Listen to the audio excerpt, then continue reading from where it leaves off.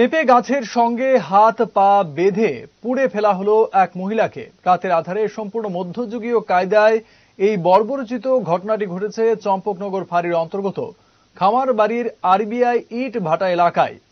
ইট ভাটার পেছনেই ওই মহিলার বাড়ি। তাকে 100% পুড়ে যাওয়া অবস্থায় তার লাশ উদ্ধার করেছে চম্পকনগর ফাঁড়ির পুলিশ।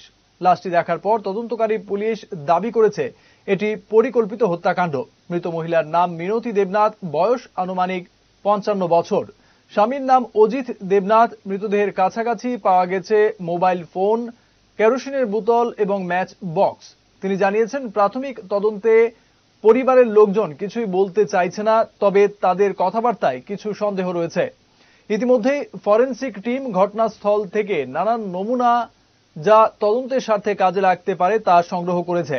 পুলিশের তরফে একটি অস্বাভাবিক মৃত্যুর মামলা হাতে নিয়ে জোর তদন্ত শুরু হয়েছে।